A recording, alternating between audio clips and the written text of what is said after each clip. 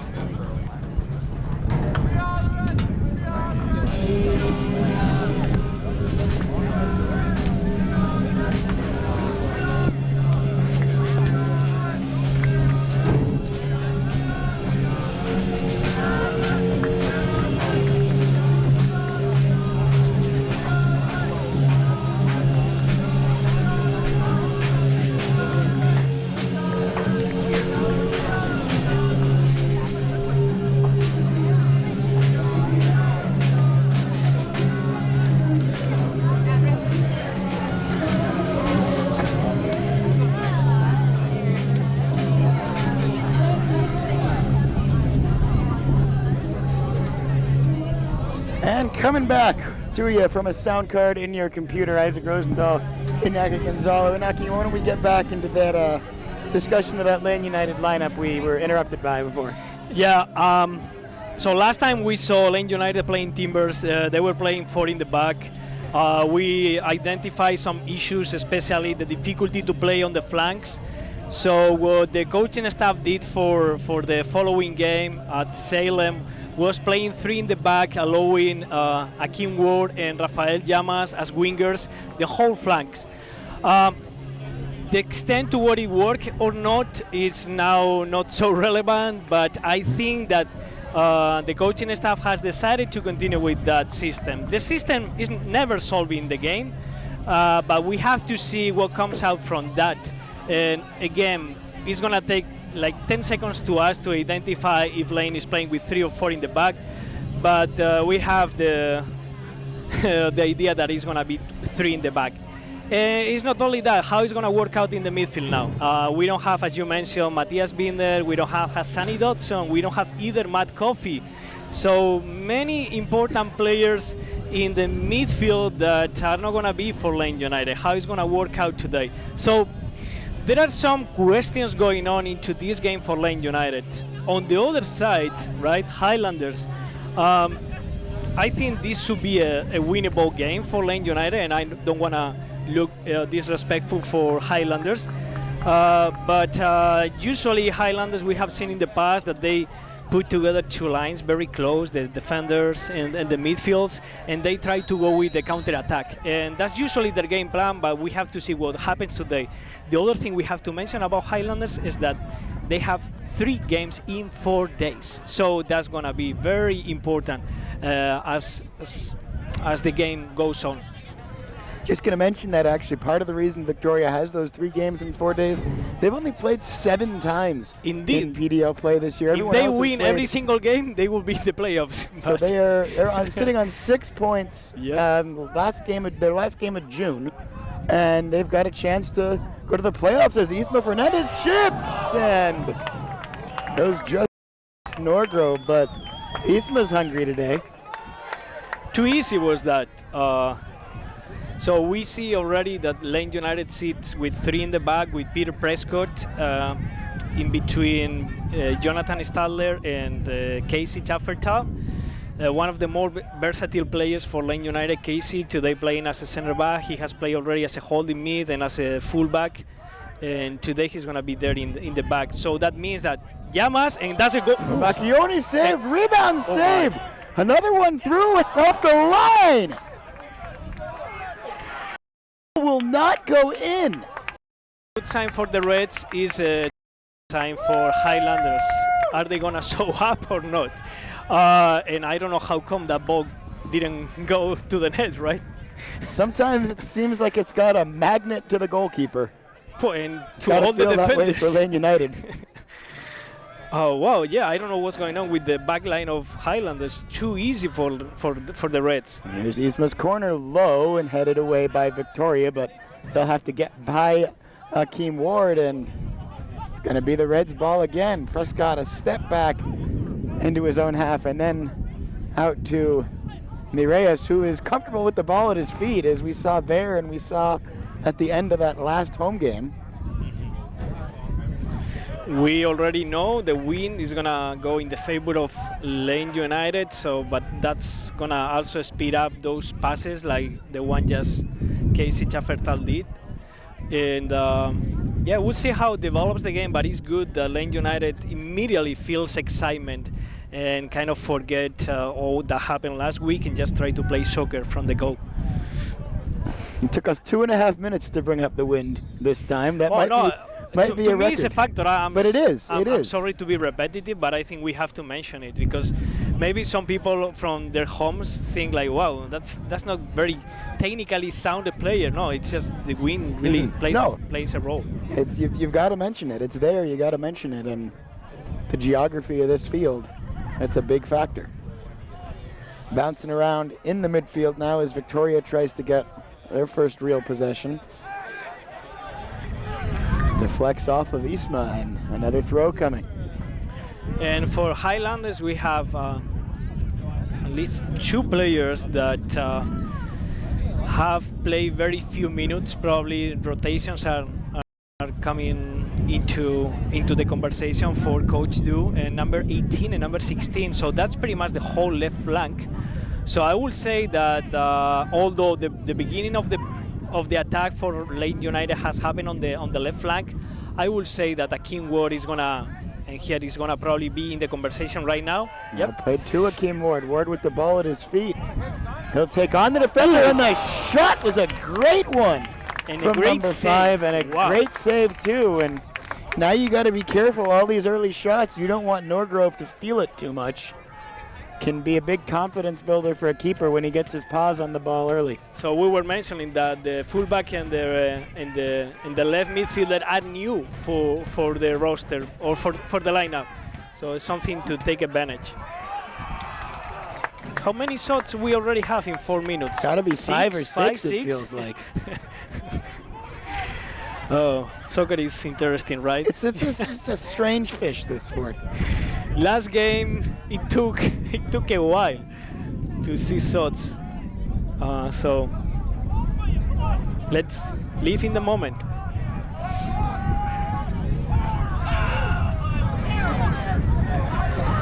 Kicked away on the goal kick by Norgrove. And now Victoria on the attack. The most advanced position they've had the ball in today. And could be dangerous, but Akeem Ward is there. Seems to be in the right place considerably more often than not, Akeem Ward. Now on that left flank for the Highlanders, they try to build. Oof. No. It's too much space for number 4. Yep. And that shot sailed on him, but Godo. Godo, right? and he's their goal scorer. Yeah, and he started the season playing as a fullback for 3-4 games. And then they start looking at him in a different way, and now he plays behind the forward in a free role, and he can shoot with both legs. He shoot right there with the right foot, but he's more left-footed. So hopefully Lane United has done their work, and they don't allow him so much space like they did right there. We can tell you the entire goal-scoring resume for Victoria. It's what happens when you've only played 7 games. Francisco Bartolio has scored once, Callum Montgomery once, Andrew Fuso once, Owen Pierce once, Blair Sturrock once, and then Shogodo 3 times. So the only multi-goal threat so far on the year, and we've seen why already. Reed Strand battles through there, and then that pass is right between Ward and Macchione, and not to either one. Yeah, and the way Highlanders usually attack is quite vertical. They, like right there, they try to go immediately to the highest players, of Fosu usually, or Goro if it's a market like it happened before. So they don't elaborate a lot the game, and they usually open up the game because of that. So we'll see how the game develops, but if that's the case, Lane United has to be very, very attentive to number 10 of Fosu and number 4 Goro. And then also number 14, Pierce. He is the one that goes for the second balls, and he has a kind of a nose to get those balls that are left behind through deflection. So it's about being awareness on those situations. Well, we've normalized a little bit over the last couple of moments after a furious start by Lane United. Another counter here from Victoria. I'll move to the edge of the box.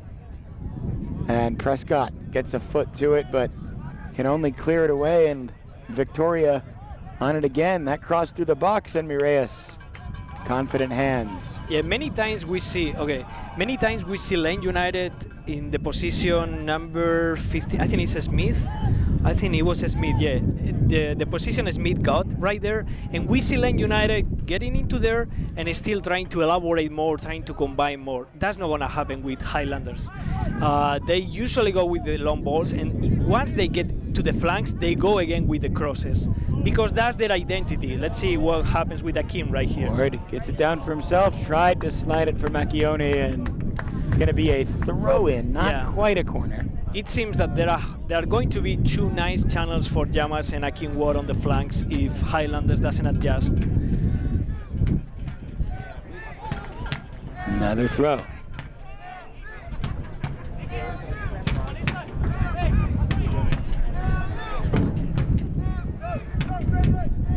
Ward to Zambrano, back to Akeem Ward. And Macchione's ball slid across the carpet, but right at Victoria. Chubb for Tall.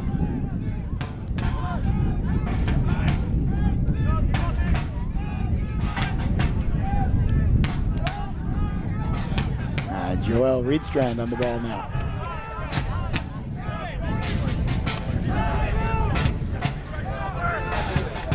Prescott for Lane United trying to work around Kurimoto.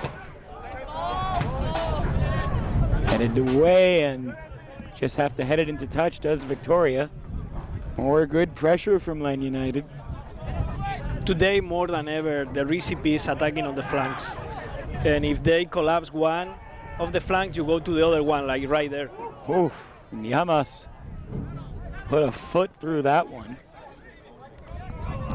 And we see already N talking with Kurimato. This left flank, they haven't played together the whole season, so it's just for them working through during the game, and that's always very, very difficult when you are facing Akim Ward or Brandon Zambrano, who can also be on that flank of the game. Opportunity now, though, for Victoria as it gets past Prescott. The shot knocked down and away by Mireas, and then Chubb Fertal onto the clear. Isma Fernandez now steps through it. Got a ball he can play for Macchione, but he's just going to hold on to it himself. Now rolled across for Reedstrand. Reedstrand right back to Isma. Into the box. Over a man, beats him, and little complicated. Yep. Too much complicated. Llamas trying to get it back to Isma, but Victoria takes it. The good part for the viewers is that 10 minutes into the game and the game is already open, completely open. There is no much transition, there is no much play in the midfield. It's just going back and forth in one box and the other box. Makes for an entertaining 90 minutes when you get that. No doubt there.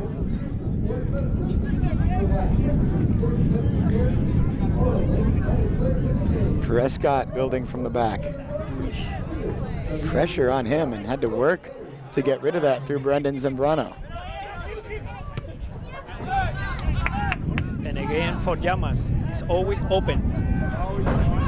Appeals for offside, but they won't be listened to. Llamas for Macchione, and cleared away for a corner.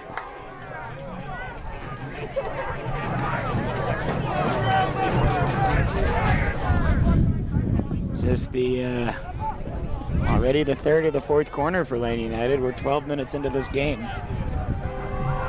They've been known to play him short more often than not, but options in the box as well. This one will go to Akeem Ward, who swung across to the opposite side. And Ward puts it through, and he had the window, it was open. Yep. So so far it's not a good defensive effort by Highlanders, and it's just the opposite for the Reds, but they haven't capitalized. I don't think they should be worried about it. Yeah, it's going in the right direction for the Reds so far. Zambrano for Ward. Ward trying to part the seas, and he's got the ball on a string there. Poked forward, and Moon would have been offside. And now they'll call it back for the offside. And the thing is that Highlanders are struggling a lot to keep possession. It's just it's an obvious thing to this moment, but they have to keep possession a little bit more if they don't want to be absorbing so much pressure by Lane United. And they are not a good team on possession. This is nothing new. This is nothing new.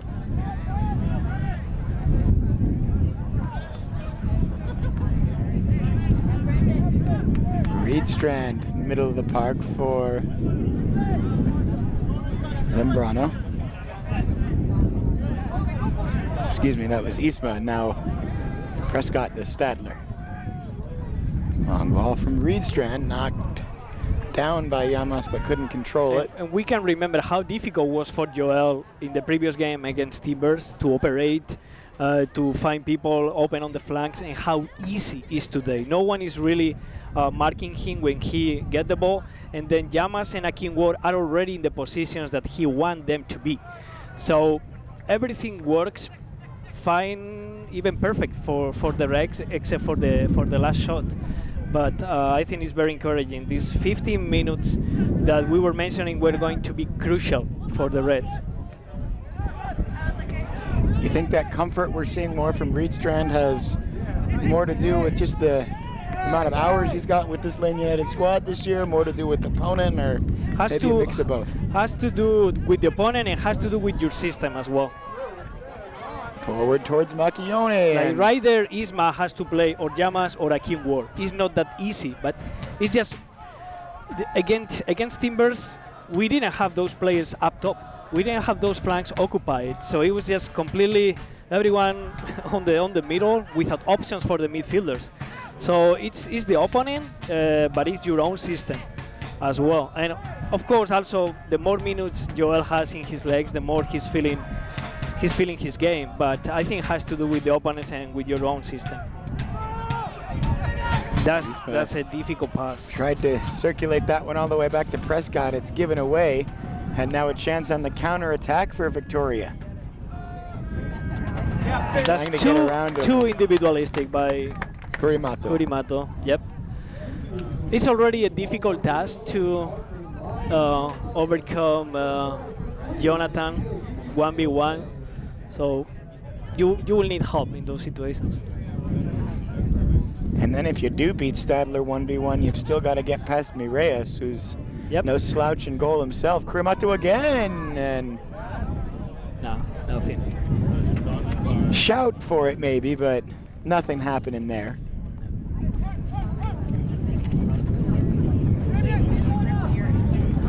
And Kurimato's probably got the size advantage a bit in Akeem Ward. Not gonna win that call too many times there. Okay, yeah. That's a good point for me to say. It's never about size in soccer. It's the size of how much you want it. It's I know it sounds populist or something like that, but that's the very true. And there we have a big dude and market. No, yeah, it's funny how it goes with soccer. It's just it really is not about that. Like Jonathan Stadler, many times he's just lighter or smaller than the forwards he's defending, and there is no way to go through him. Or Carlos Puyol was one of the best defenders in the last decade, and he's 5'10" probably. He's like Mitch Lagro. We were talking with him about that.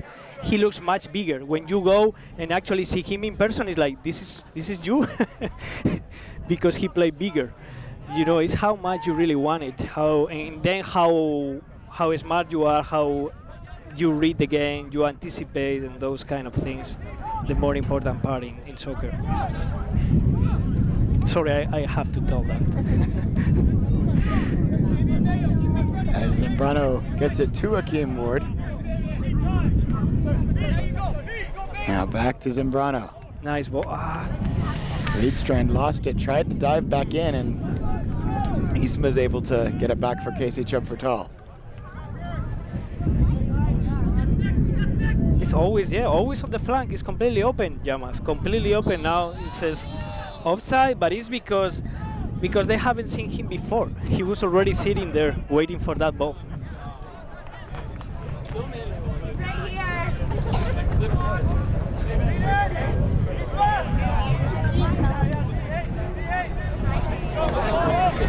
No score yet, but we've had chances 18 minutes in. More of those chances wearing red,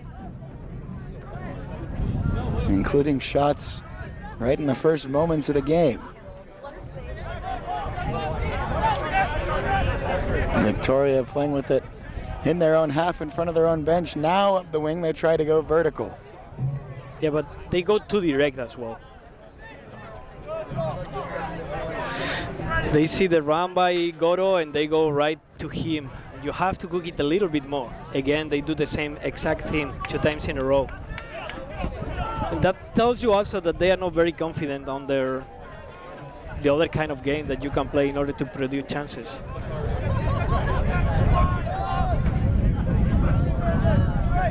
Number 8 is Bartolillo. He played in FC Tucson last year.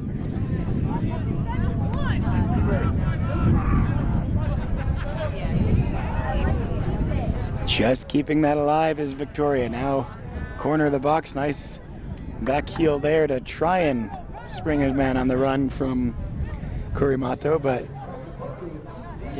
overthought it. I would not be surprised if we see during the game number 17, which is now occupying one of the flanks, playing more centrally, because I think he can play there and probably Highlanders will need him there to help more keeping possession for Victoria. Because otherwise this team plays very, very direct.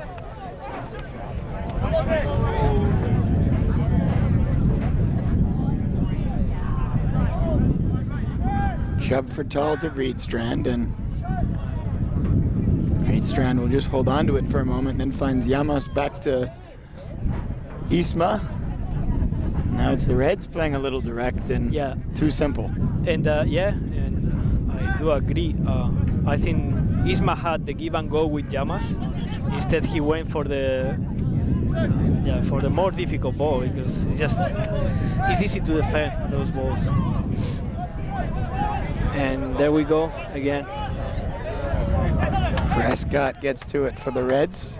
Now play with Macchione. Brando. Now Brendan Zambrano. It's looking good. Zambrano still with it. Zambrano for Macchione, and swept away for the corner.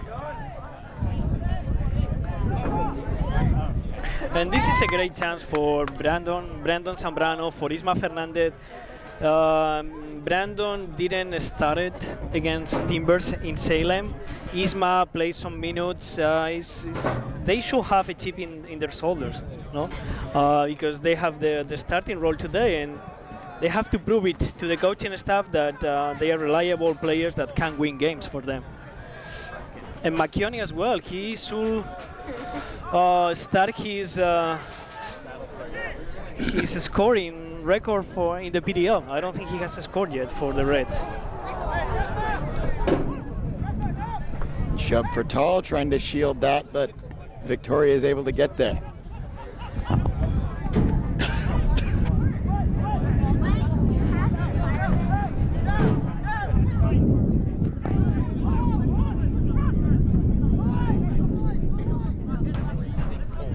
Pierce playing with Kurimato. Kurimato playing a little bit individualistic every single time. Like right there, he's just doing too much, proving that he hasn't played a lot within the system. And now it's the Reds. Just move it a little bit and play to the left. Yeah, they have Llamas completely open. Akin has already seen it, but he's sleeping. He was gonna make that pass, but that's the recipe. I'm sure the coaching staff is already like, just keep doing that, keep doing that. They have like kind of gone away a little bit from that, and they are losing too many balls right now, the Reds, and make it a little bit easier for Highlanders. Halfway through this first half now, and pretty clear pattern, I think you'd say, to this game that we've seen so far, but no goals yet, so it could be turned on its head in a matter of 10 seconds.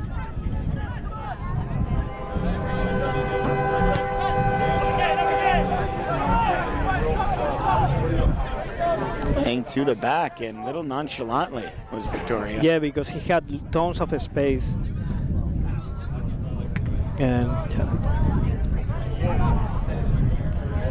Now it's the Reds trying to counter, and the ball bouncing around Isma Fernandez in every direction but his own feet.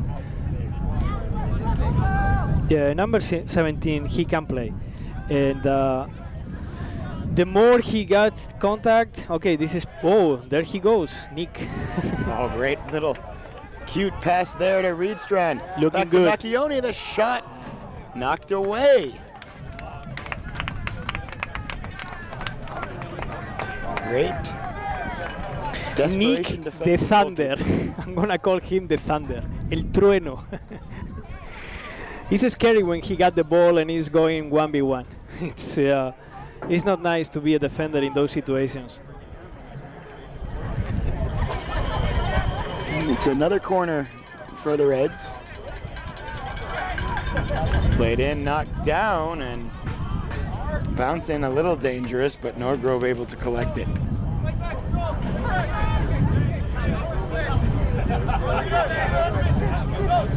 Countering from Victoria. And Reedstrand there for the Reds, and just like we've seen, Man United's been pretty well able to control the or handle the Victoria attacks today. Couple of breaks into the box, but mostly too direct, too simple, and when it's not that, it's too individualistic from Victoria. Yeah, it seems pretty clear to us, right? Who have a privileged position right here to see the game. And we have to remember as well that the game Highlanders beat the Reds were throwing long balls in counter-attack, and they capitalize every time they get into Lane United box, basically. So that's not going to happen often, honestly. Thinking about the shot, then moving around was Nick Moon, and I think he had a very small window there. Now another long ball. And this is what they want. Ofosu against 1 or 2, and that's, oh, this is not good. Chance to open up, and then it was too far in front of Kurimato. Nonetheless, we can say that maybe the Reds have, how is the word? The way Highlanders is approaching the game, it's kind of been a little contagious for the Reds, and the game goes up and down, and sometimes there is no much sense into what is going on in the attack. And I think we have to see again Joel Reistrand getting more into the attacking flow of the team, Zambrano as well, and playing with more purpose. And then Reds will, yeah, that was again not good. And then Reds will get to have more chances. Prescott nearly it's a little got to bit that, but too casual right now. now for Kurimato, he gets a chance and a shot, and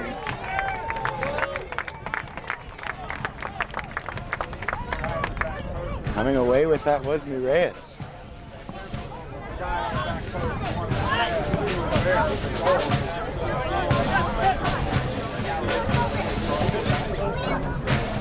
Another long ball. Can Llamas chase it down? He does.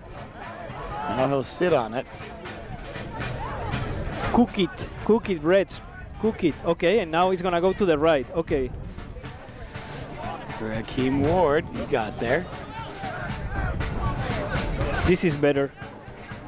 Had the give and go with Zambrano, but Zambrano holds on to it. Now back for Reedstrand. Ward trying to get in behind on the flank. Back to Zambrano. Yeah, this is better. This is more what the Reds want to do. Of course. Circulated and now you have three person in the box, and this is knocked down, and Macchione had a chance, but that ball took a pretty big bounce off this turf. It'll do that on these synthetic turf fields. And what happens when you attack like that is that you are forcing the other team to be very deep, so they don't have any chance to counterattack, basically, because the whole team is on their half. So Red has to be patient. Stadler heard the footsteps there, had to play it back to Mireas, and his clearance goes out of play in the 28th minute.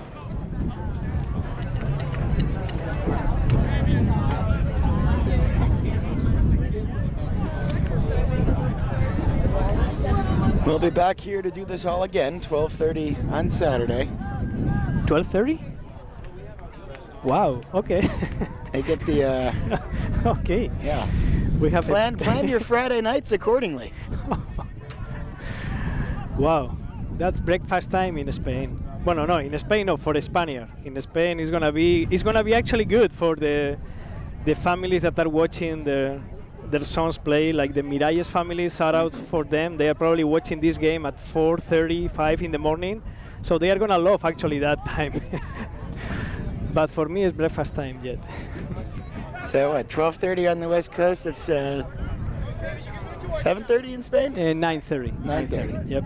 It's So perfect time to watch That's soccer. kickoff time. That's Yep. a Premier League kickoff. Absolutely. It's the prime time viewing. Yep. The Miralles, the Isma Fernandez, the Vicente Moras, Llamas, they will all watching the broadcasting at the normal time for them. And then for the poor Highlanders, have got to get on a bus and play Sunday as well. Yeah, it's tough. It's tough in for this league. for all the Canadians. It's very tough because as we all know, Highlanders is in an island, so it's just more money. It's of course more time than Foothills is up north. They're just way up north. Yeah, so they really travel much more than any of the other U.S. teams, and it's very. I think it's something that we have to mention because it takes a lot from them to do what they do, and it's something we have to mention and to remind to everyone. Like last year for Calgary Foothills, it was so remarkable what they were doing, traveling all over, playing the finals in the Midwest. Playing in Tucson, just so much travel for them. So remarkable their story last year. Zambrano trying to get around the entirety of the Victoria. This is good. 1v1 for Akin Ward is good. Ward 1v1 poked in and then away, cleared back to Stadler. But yeah, you'll take. I will go Ward every time. Tonight, every time. That's a bet I'll take. Yep. It's like having Stephen Curry just defending by one. No way. No way. And now the Reds a little more methodical, and this is good. We've seen them a couple times today manage to get into the rhythm of their passing. Has to go wide. Yep. Just past the half an hour mark. Now a chance on the counter for Victoria. Well, this is the attacking by Highlanders. Ofosu versus everyone. And, you have to press that ball. Wide and pulling it back. Shot through, but hit a defender's leg. And might be the heat a factor as well today. What do you think, Isaac?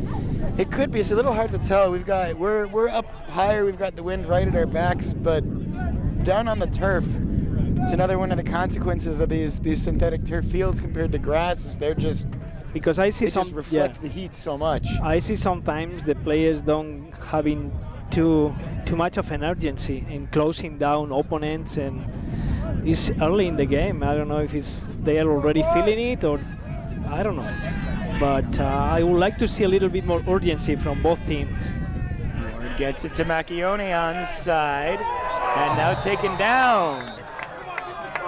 And that'll draw the ire of the referee and a yellow card. So nice to call the referee for the first time in the minute 32, right? Yeah. It's awesome. I love it. I hope we don't remember him anymore. The best referees are not the ones that you remember. Yep.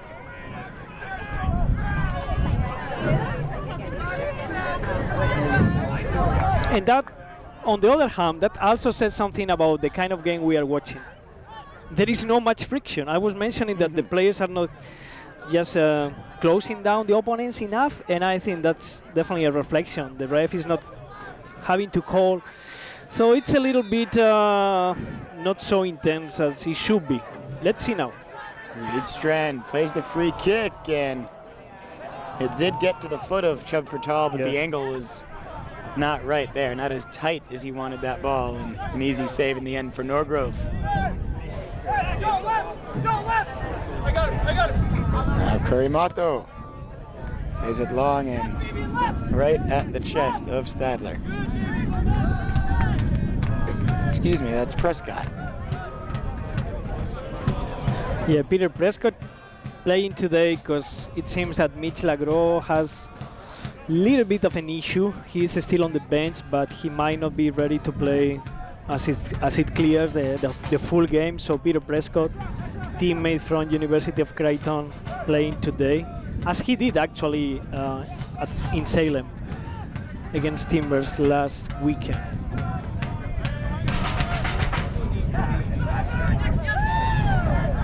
Zambrano for the Reds in the midfield. Go back to Chubb Fertal and then to Stadler. Now a long ball towards Llamas. He does get there. The Reds have opened those channels every single time. Oh, good turnaround from Llamas. Still holds on to it. And now circulating back towards Isma, and they'll play it back to Chubb Fertal.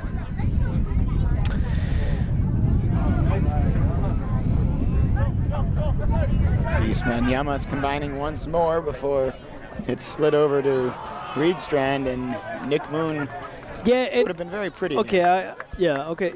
Right there, Nick showing a little bit of frustration. I don't think the Reds have utilized him the best today. So once we get into the flanks, if Nick Moon is already on the box and McKeown is already on the box, we have to go for the cross sometime, right? And I don't think both of them have seen any cross after the first minute, basically. So yeah, again, Nick is already on the box, right there. Now gets it back towards Ward. Ward manages to keep possession, and now he slides out. You're absolutely right, though. That Nick Moon When you best have used in the middle. forwards in the box, you have to feed them.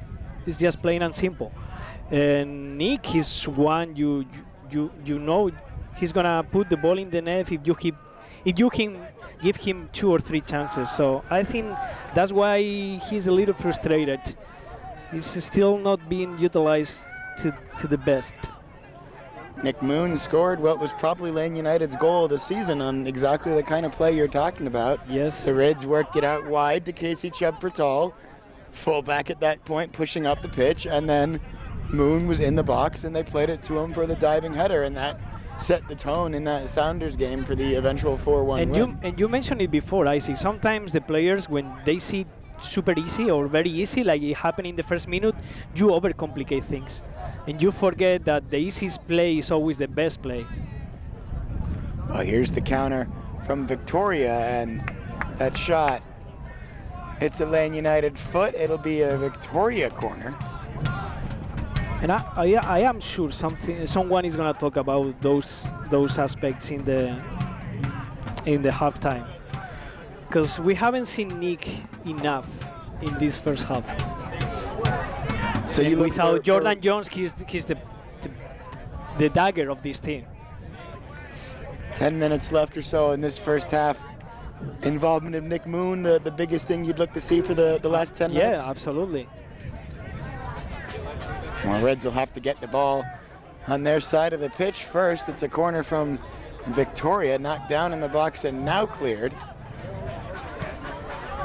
Just to the back for Victoria. Half clearance again, and he almost pokes it away. It'll be a Highlander throw.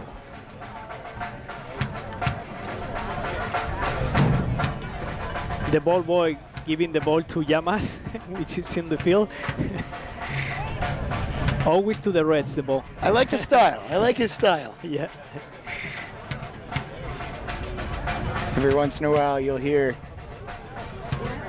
ball boys make themselves famous, particularly in the Premier League in England, by holding on to the ball maybe a little bit in the 89th minute or so, not giving it to the visiting team. That's a team guideline probably. It's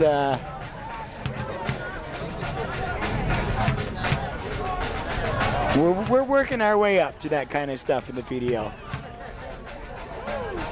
Good move from Kurimato into the box, and has to be crossed to someone in particular. 39th minute. Throw in from the near side.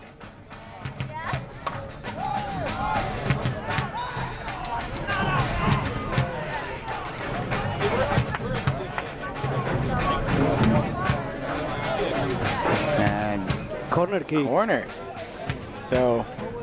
So far, there has been miscommunication in the corner kicks by Highlanders, but if we continue to give them corner kicks, they are gonna make something in one of them.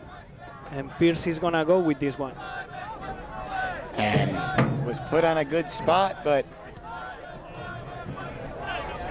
they couldn't knock it home, and now a goal kick.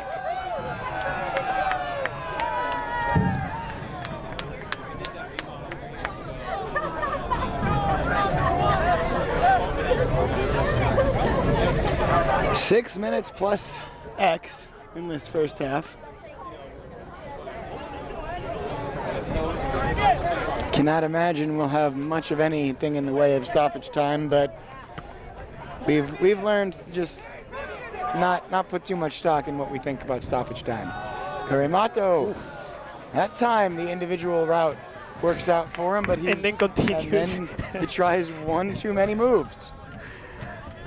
Now, one thing is clear: we are mentioning his name, so I don't know how much he has been productive for his team, but he's playing a role. And crossed in by Goto and creates another corner and third corner in the last And we couple can of be moments. sure that the coaching staff of Lane United is not happy about the development of these last 10 minutes. It's just too easy for the Highlanders to press and get something from these plays. Another corner, that one. Found a head and went across the face of goal before drifting harmlessly out of play. Into our last 5 minutes.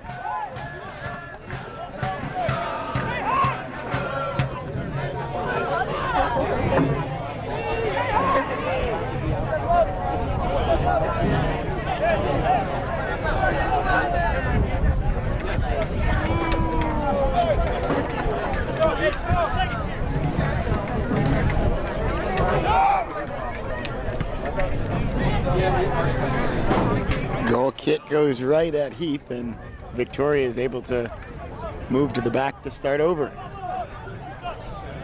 Having to play all the way back though to Norgrove.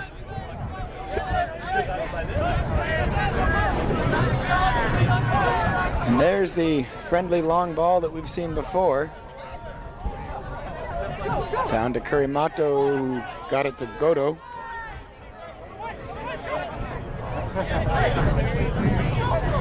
Show Goto again. Give and go, but it was taken away. Now Isma Fernandez on the ball for the Reds. Trying to launch a counter-attack. Macchioni is there. And Macchioni at the corner of the box gets to Reedstrand. Reedstrand. Edge of the box himself.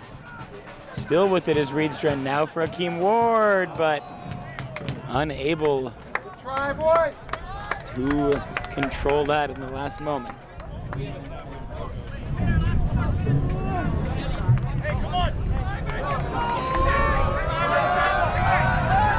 This goal kick played short. Emphasis on the control from Victoria.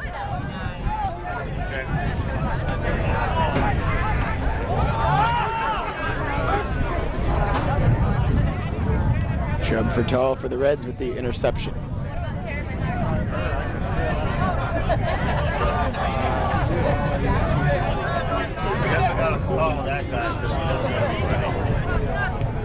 Prescott for Macchioni, back to Ward. And tried to slide it to Zambrano, but that door closed. Prescott will chase this one down. Kurimato was giving chase, but knew he didn't have the advantage and will save his legs.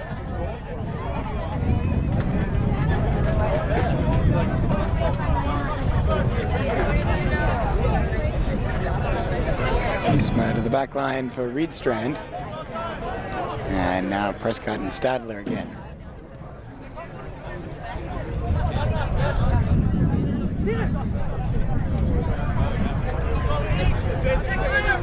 So,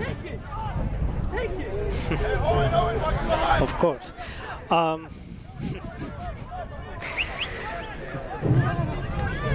And Reedstrand trying to do a little shouting back to the back line there. And finally, the ball gets to Llamas, but it's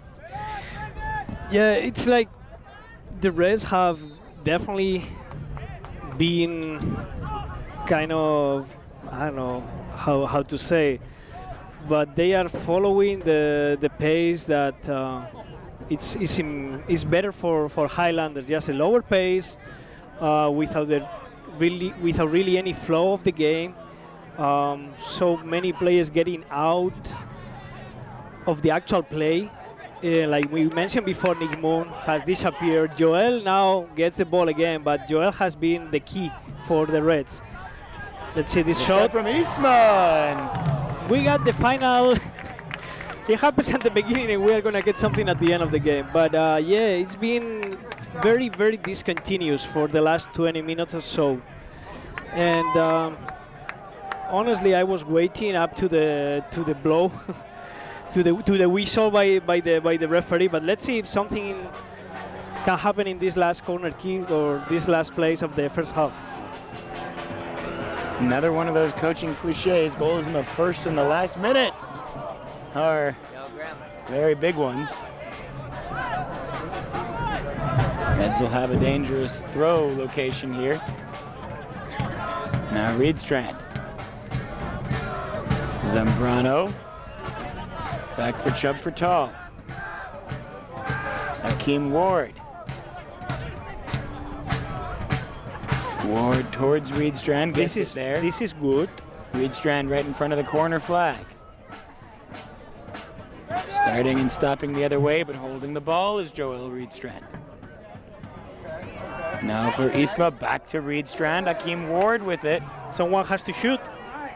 Ward, and well, someone's got to shoot. Ideally, it's a little more successful than that one, and that will do it for the first half of play here. So I think solidly mixed results from Lane United in that first half. They really were controlling it at times. They kind of mirrored Victoria's lackadaisical counterattacks at times, and they held their own defensively.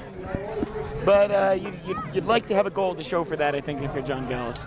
Yeah, I think they came ready to play, and they saw it in the first minutes. We thought it was going to be very, very important.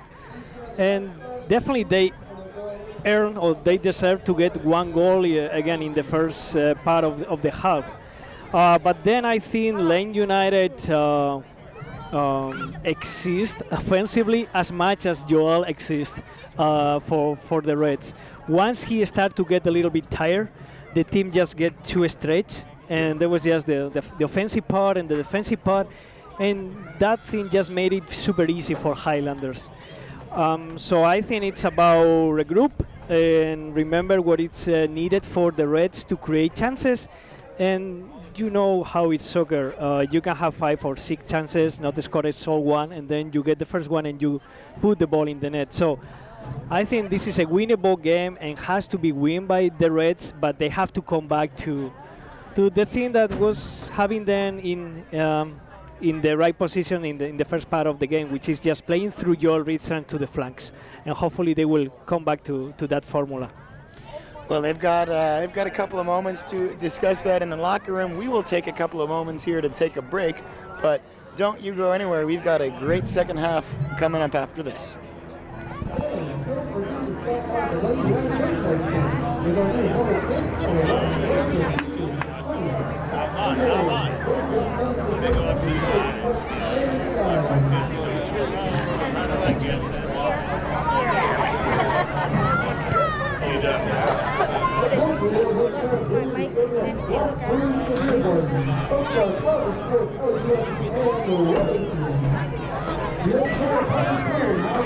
Is it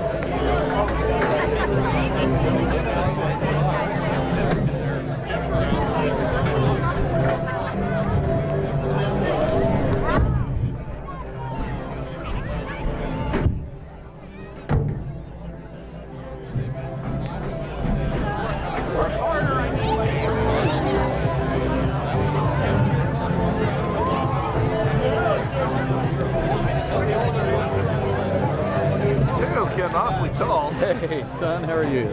Nice to see you. How are you doing? Good, good. Is it doing well? Yeah, we're continuing to grow. Oh, good. We're looking at splitting out divisions here. Probably not this season, but next season.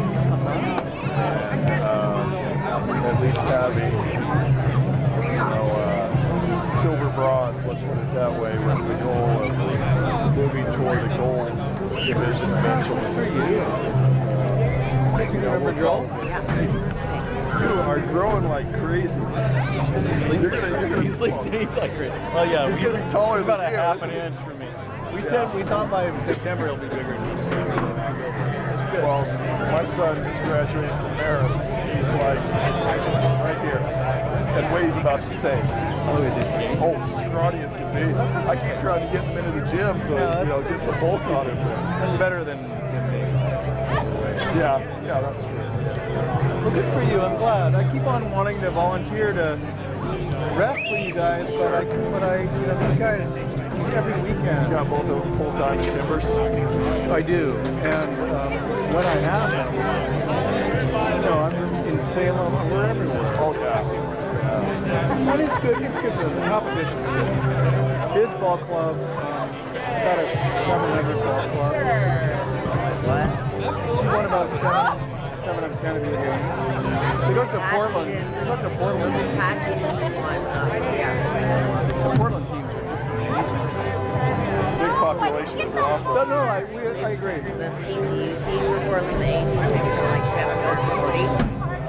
They tried out for his age group. They're like, What are you, U13? now U14, but U13, yeah, 740. That was amazing. They were really quite good. Which is fine. I don't really, whatever. I don't really care. The sport continues to grow around here too. It's just we don't have the Portland Timbers to draw. You've been doing a great job. I mean, you and Talata are great independent musicians. And you're still co-ed, right? Yeah, well, that's another thing that we're doing is as we move into having the divided divisions, we'll separate the genders too. I mean, the gold and silver teams will be, the gold teams will definitely travel. And they gotta be, anything with the YSA, they have to be gender specific. I would love to come around. Well, if you got time, we're always I know you are, and I've actually went through the training, and I watched the videos, and I went to the class, and I'm actually pretty good now. Pretty good. Well, you weren't a bad ref before. No, I wasn't. All I was decisive, which makes you right. Whether you're right or wrong, just being decisive on the pitch. Well, that's what I was bitching at Pete out here, our center ref. Actually, He's kind of slow tonight. He is. On offsides, he's picking those up real slow. Well, he's not getting, and this guy's not calling. The guy that's in the beard, though, that's not out there, his backup, is quite good. Yeah. I've seen him coach his game, or rep his game. It's quite good. I don't know his name. It's always easy to pick on the refs, Right? that's part of the sport. It's great to see you, Joel. I'm glad things are going well for you. Yeah, we did. This season we did really well on referees. We had a lot of college teams. We had College? Yeah. Oh, good. We had 3-man teams for everybody from U10 and U10 to 12. It was really nice. I did almost no referees. Really? I did like 2 games in Crestwell and that was it. Oh my gosh, that's great. But yeah, we still. Fall is always tougher because the college kids don't come back until late September, and we're already underway. Well, just keep me in mind, and I'll email you to remind you. But I'd love to do it. Yeah, And not watch my boys. even if you're just doing sporadic, a game here, a game there. Yeah, as long as it's over at Churchill, I'd love to. Especially like U12, U10, they're more skilled and more.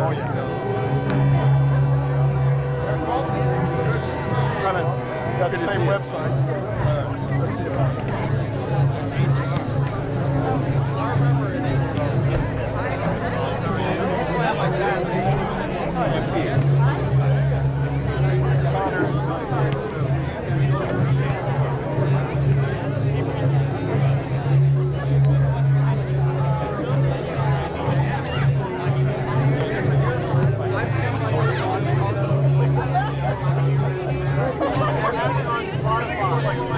Then give me your phone. My phone is fried. So I found the playlist for all the FIFA soundtracks.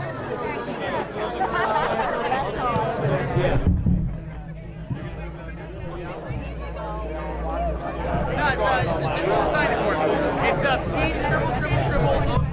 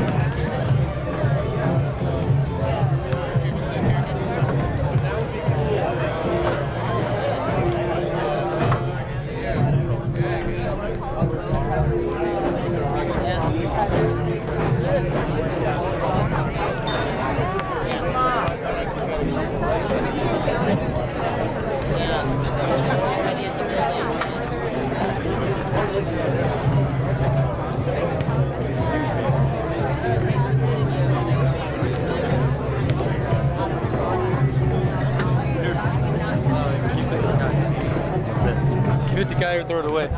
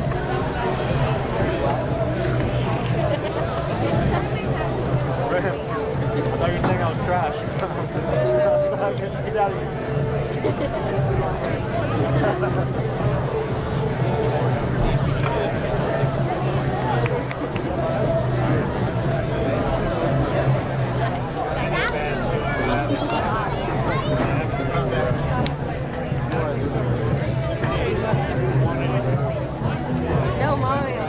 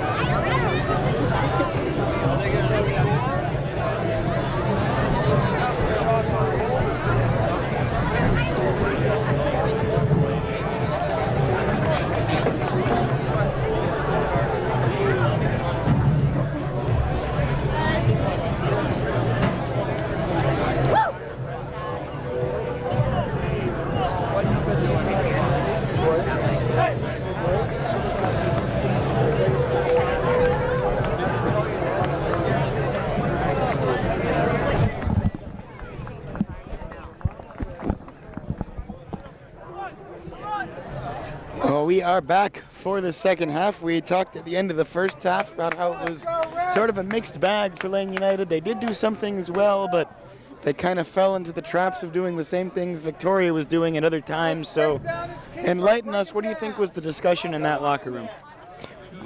Well, we mentioned at the half, just coming back to the recipe, coming back to the game plan, which is playing through the flanks, being a little patient because the game demands you to cook the play a little bit, and don't play through the middle, which is what they want. I think it's clear with this system for the Reds, the space was always on the flanks for Llamas and Akin Ward. So you have to be a little bit disciplined, and the opportunities will continue to come. You don't want to open the game too easy. And then we had another thing that we said before. Let's see. Wide across, and the factor or the participation in the game of Nick Moon, and I don't think you address it individually. You can talk with him, but it's more of everyone doing the right thing in order for him to be involved. It's not that he has to change something, but the team has to do what we were talking, and so he can be an active player for the Reds in the attack. Because let's be honest, up to this moment, among the players that are on the field, he is the force in order to score for this team. Now that said, no subs for the Reds and no subs for Highlanders. We'll see that either coach changes that after 10 minutes or so of this second half.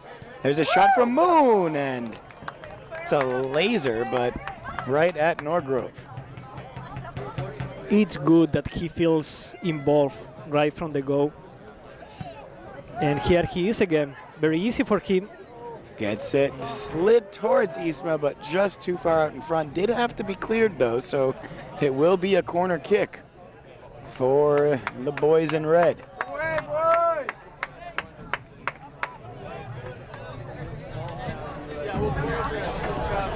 The Reds at times they do it short, but seems that Isma is gonna go direct. And nearly headed down by Moon. Chubb for Tall instead will chase this one down. Reedstrand with a, I'm not sure exactly what you'd call that, but it's a good hit. Would have needed maybe a goal stacked on top of the goal. Joel has such a powerful shot. He doesn't need to go with power at all because he has that in his talent. When he goes with technique, he's very, very dangerous. When he goes just for power, it's going to be difficult. And asking for the foul, not getting it there was Ofusu. The Reds take it away while he's still working the linesman.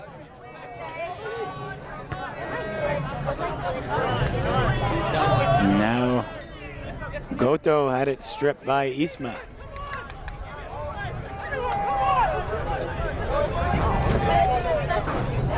Hakeem Ward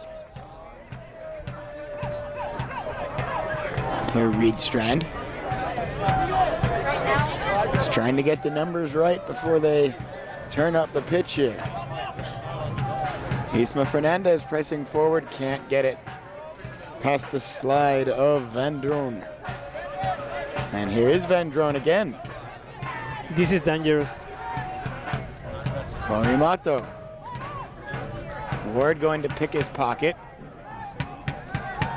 And 1v1 with, or 1v2 with Ward and Prescott there.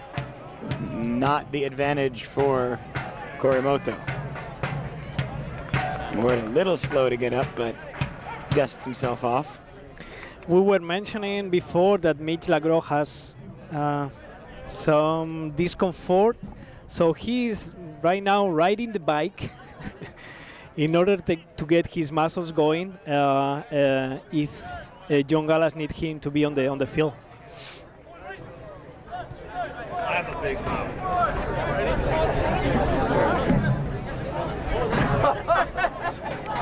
Hopefully the Reds will not have to play him because of course he's not 100%. It'd be a luxury if they could save him for Saturday or even get away without using him then. Now Llamas. And left-footed player that doesn't want to use his right.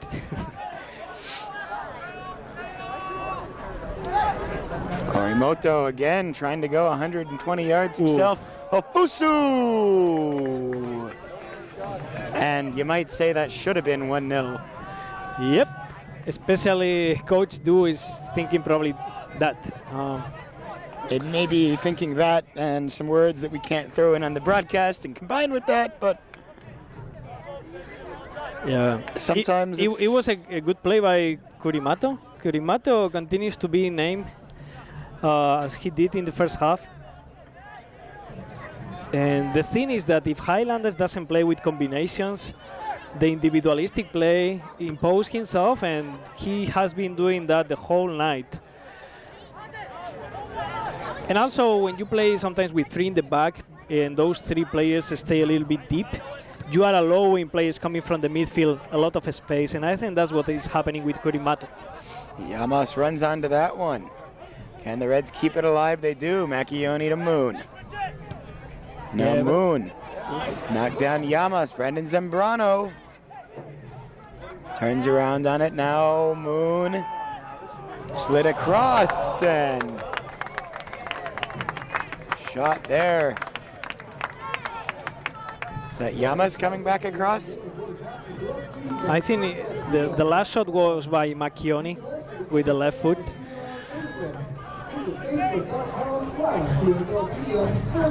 Honestly, it's a little unpredictable game for a commentator. I'm starting to get lost in between the lines of this game, honestly. It's opened, players change position, but I don't think it's just a pattern. It's just happened more by coincidence than any other thing. And I hope there is one goal and we have more intensity and more excitement going on, because at times it's just too casual and difficult to assess from an analytical point of view. Well, we see it so often that one goal totally changes the complexion of a game. Reedstrand knocks that down for Moon. Now back out wide. Now Macchione. And Reedstrand gets there. And again, it's exactly like you were saying. It's hard to tell who's going to get there because. And Joel there's doing so much Rabonas. I don't know about that. It looks pretty, but 53 minutes into a 0-0 game, is it the time for it? Maybe not. No, and the Rabona sometimes is just, oof. It's a resource, but very rarely. You have to use the left foot, and guess what? Joel can use the left, so I think that was just too much fancy. Well, now it's Victoria that try to build methodically. Moving forward was Bartolillo. Yep, There's but a fun one to they see. didn't keep it too much. And this is good. Let's play now Nick here's Moon. The Reds on the counter and taken away from them. To my right, Iñaki's going into full coach mode here. I'm sorry.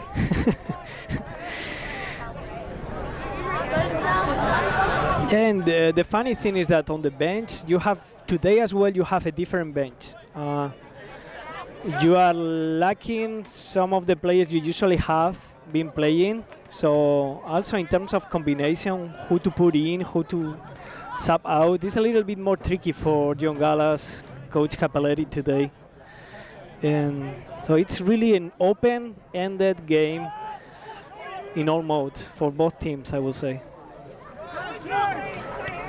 Macchione made life a little difficult for Norgrove there, but Canadian keeper able to clear. Great interception by Casey because number 17 had tons of space.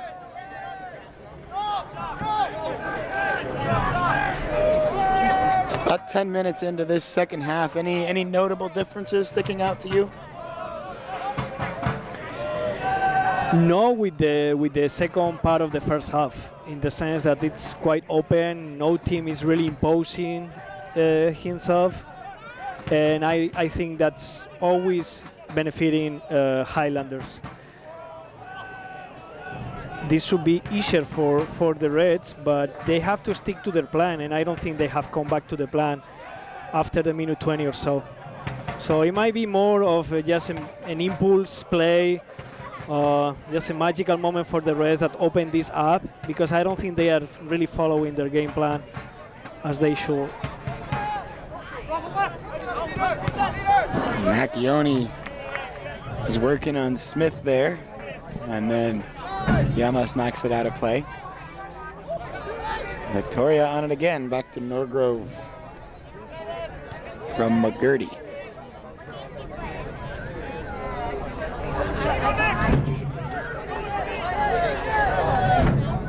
Pressure on Norgrove, and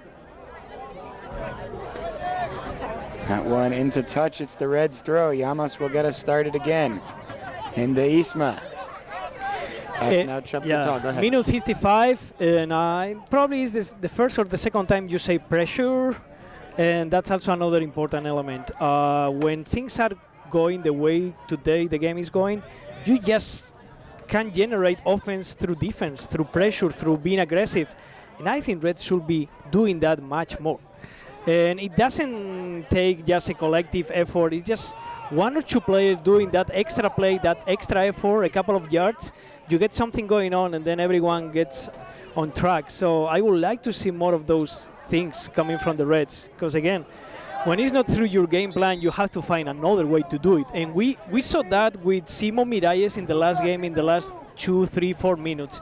You have to do that before also, recognizing what your team needs right now to be done.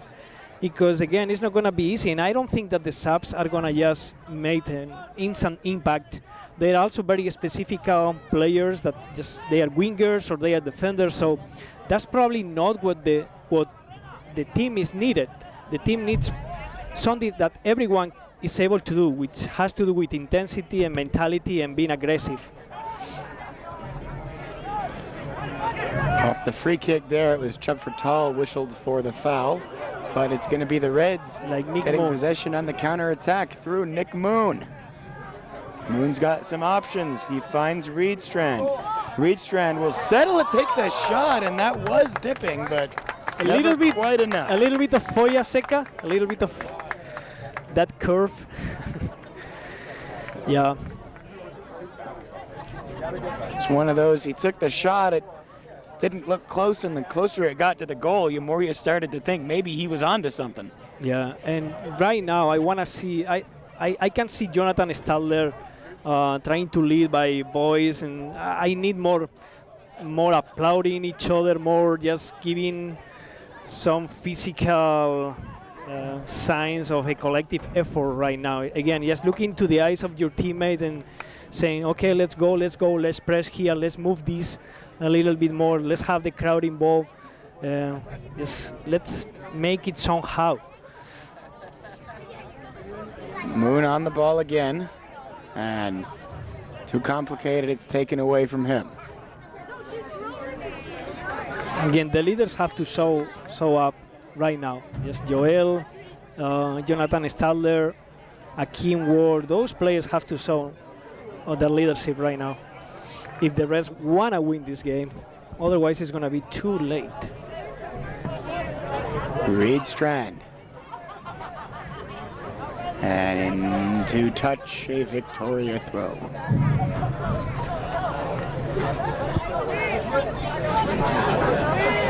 And for the Highlanders, they are going to start to move their bench and to utilize other players because, as we mentioned a couple of times before, they are playing on Saturday and they are playing on Sunday. So we are about to get to the minute 60, and I'm sure 2 or 3 subs are gonna be done by the coaching staff.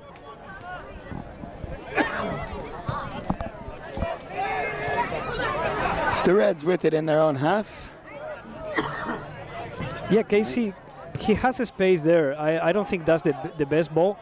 He has a space. He can utilize that space, so he draw the attention of a defender by Highlanders and open up another player up front for the Reds. It's the moment to be more aggressive, taking a couple of risks again. Risk if you want to get something.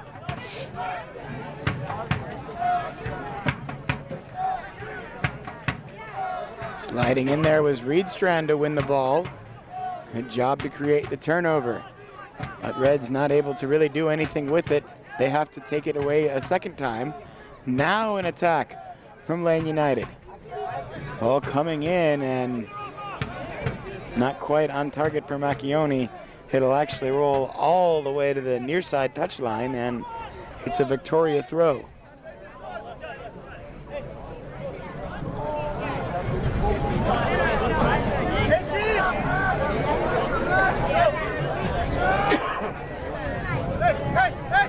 Thrown in.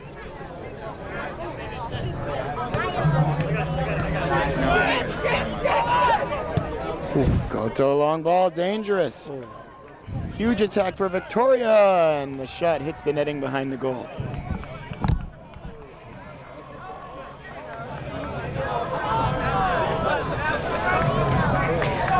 That's exactly the play you don't want to have. Goro on his preferred foot, the left foot, completely unmarked, but that was a sign of relief for the Reds. Still 0-0, 30 minutes to play, plus stoppage time, and everything is open for whoever wants to take it.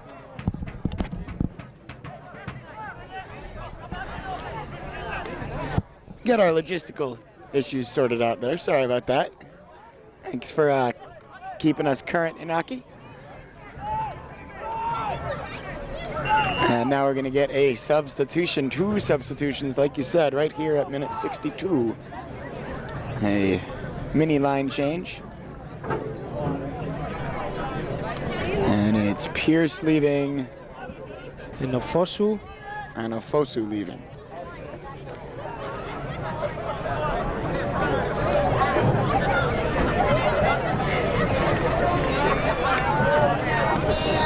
And Ofosu has been subbed by Batusol, who is going to play up front as well.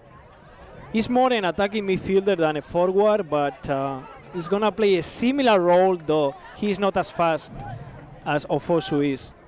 And then number 13, help me with his name. I think number 13. Smooth.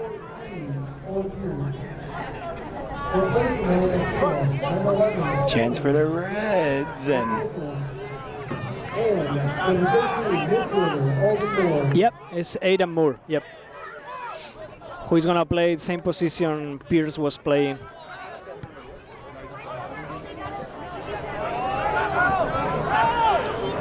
now it is Moon, and eventually the whistle comes offside.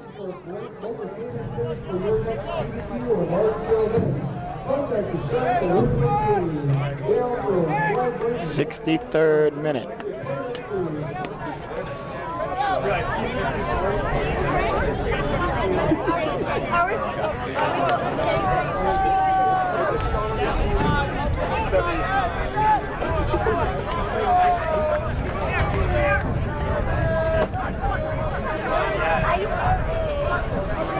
Chance for Victoria if they can get to it, but Stadler's able to knock that one into touch.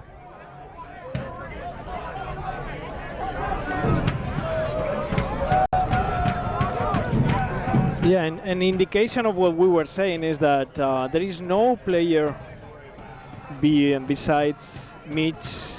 Actually, now it's Vicente Mora, the one who is riding the bike. So there is no clear indication that any substitution is gonna come for the Reds. Meanwhile, Victoria pressing, and referee waves it off, but Iñaki, you and I had the same reaction there. It looked like... yeah, I think it's a good call, honestly. I think number 18 was trying to force the play. I think it's a good call. Sometimes you do just get tangled up, and more important than that, the referee was in the right position to judge, even in a better position than us. now Zambrano. it's the Reds in the box. There's Zambrano. The shot is just wide. Zambrano making some magic. He's gonna take that today, I think. It's just a moment of magic, a moment of creation from nothing sometimes. Well, the Reds have produced some magic on this particular half of the field. Yep. So far this year. Isma's corner, too strong, but the Reds will keep it. Now back to Reedstrand. Back to Isma again. Go for it. Go for it. Isma creates Yes! a shot! Whoopa! Whoopa! That little postage stamp in the top corner opened up for him. Beautiful, beautiful. And he saw it. 1v1 created by Joel. You go for it, you take some separation, and then it was a nice shot by Isma. He's got a real pretty shot. 66th minute. Okay, getting hot again, the game. Starting to... We need that, please.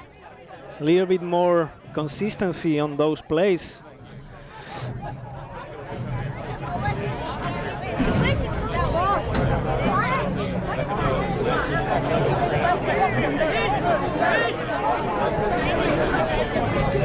Here's Chubb for tall for the Reds as they try and establish. Llamas back to Nick Moon. Moon still with it now, back for Isma, right back to Nick Moon. And now Joel Reedstrand pressing forward, long shot. Here is the thing, right here. We have still the three defenders, Casey, Jonathan, and Prescott, basically with one forward who is not even that fast. So what I would like to see is them recognizing that 3 versus 1 is useless. One of them, especially Casey Chaffertal, who is able to put those crosses, should go. And I hope we see that, because it's not only one number. Casey has a beautiful cross, as we have already seen, or he can go into the box because he has a good header as well. Something like that has to be done in order for this game to be open up for the Reds. Certainly a foul there. Yeah, it in was the middle of the park. A little bit professional there. Now more reading by Joel. Yeah, putting pace again, making flow, having some continuity in the attack. Llamas and tried to find Zambrano, but Yep. not there. Yeah, but it's good that Jonathan goes all the way trying to press that. I like that. You have to be more aggressive right now. It's just clear to me. It's just Jonathan, Casey, they have to take that risk and pressing higher and having Highlanders just on their half. And if they can survive 20 minutes in the half, okay, good for them. But you have to press them all the way up to the end. There's Akeem Ward. Keep going. Ward to Moon now runs behind him. Yeah! Ball chipped forward. Great idea, but okay. not quite there. Some more energy back into the Reds, right? And then there's the long Route 1 ball. Victoria have been playing that one all night. Yeah, but we can see right there, number 11, he doesn't want to run with the ball. It's different than Ofosu. He's an attacking midfielder. He want to get the ball, do like McKeowney. Get the ball, protect the ball, and then allowing the troops to come with him. Right? He's not like Ofosu that is going to go all the way. So hopefully the Reds identify that. They don't need 3 players with Batuso. Unless Batuso want to contradict the commentator and make the goal of his life, which how it usually happens. Yes, of course. But that's part of the game also for the commentators. Corimato draws the foul there, and Bartolillo. Yeah, Bartolillo. Get it back underway. Italian last name. He's Canadian, if I am not wrong. But a full-on Italian name, Francesco Bartolillo. Yep. It's a fun one. Chubb Fertal will chase that one down. Talking about cool last name, Chaffertal. Yeah. Very rhythmic last name, Casey Chubb Fertal. It took me a season to know his last name, but yeah.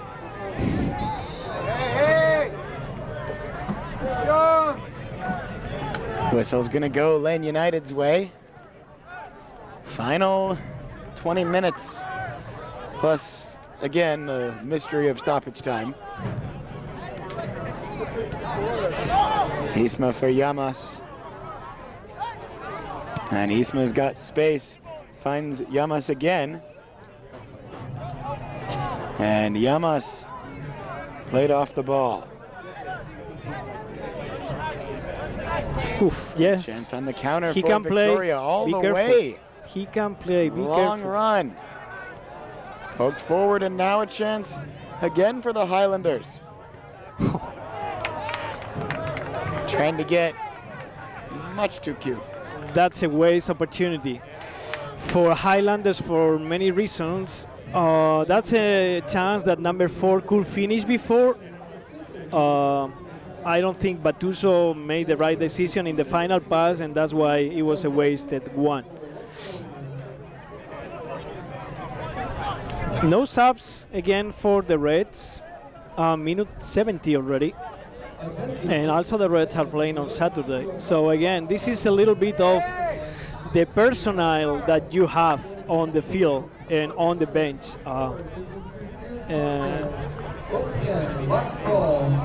I think it's Joe Connor who is warming up more. He can do a 1v1. I hope we can see something from him later on, but I think the Reds have enough on the field already.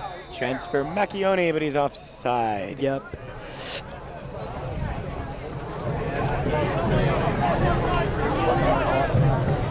And now all the bench of the Reds is warming up.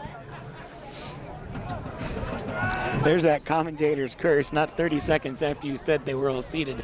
Well, they're all standing. We might have been asking for it as well, as the subtext.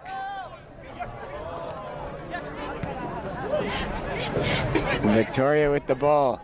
Middle of the park, now they play wide. You don't want to allow Goro on those positions. He's one of the most dangerous players, as we mentioned. Headed away there, and Zambrano to Leadstrand. Oh. Macchione to Moon. And not sure what Moon saw there.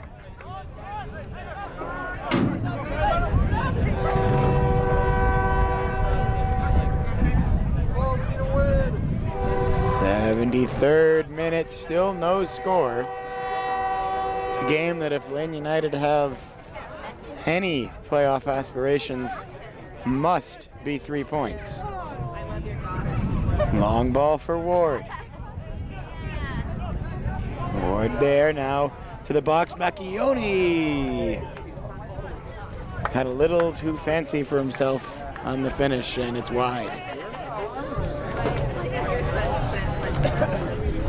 The other thing that might take a role as well, like Macchione is not feeling comfortable in front of the goal. So if you wanna keep him on the ground, on the floor, on the game, you can play him in a different role, maybe a little bit deeper, and Nick Moon a little bit higher. Or otherwise, just sub him out and you utilize him the next game. But I think Macchione is a little frustrated and just having not a nice time in front of the goal right now. Well, he found Ward, and Ward got it right back to Macchione. Now a throw coming for the Reds in the 74th minute. Come on, boys! Zambrano. Zambrano with a venomous shot collected by Norgrove. He's been great. Norgrove? Yeah. Yep. Very solid game. He got a lot of work in the first minute, and that kind of got him going, as you mentioned. I think you mentioned that in the beginning, and definitely it's been a solid game for the goalkeeper. Kurimoto for Victoria, trying to get around Stadler, and Eventually he will pass the ball. No. that hasn't been the way it's been going today very much, but he did draw the foul there, or create the foul. He's making himself a name in this game. I mean, yep. And now, so Montgomery scored a goal against Lane United in the first game, but he's not anymore part of the team. He got injured. So I will say that is for number 4, Goto, the Japanese player. But we'll see, because this is always a discussion when you are part of a team. There is always one teammate that is feeling it, and you have to argue all the way. And Goto still has one more teammate that is feeling it, and is talking with him about the shot. But usually will be number 4. It is a very dangerous position. It is, but at the same time, it's very close. So you have to be smart, and you don't have to go for power at all in this play. We'll see. It will be Goto. Wow! Scores! Ooh. And he didn't go for power. He went for precision, and he nailed it. That's a beautiful shot by someone who can play and can shoot. We mentioned it, right?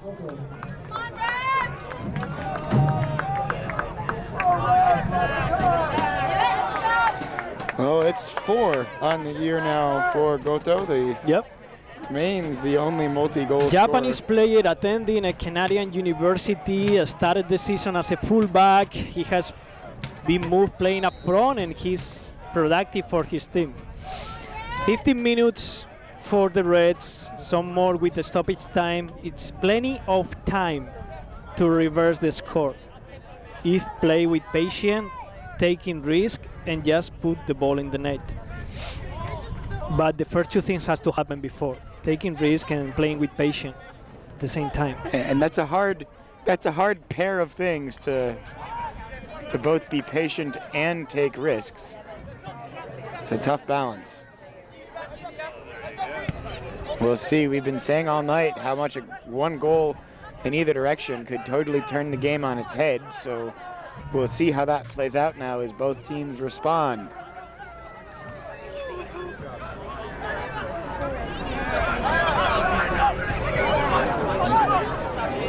Well, we know Simon Miralles is going to take risks by himself, but that's not enough, of course. That's why I mention it.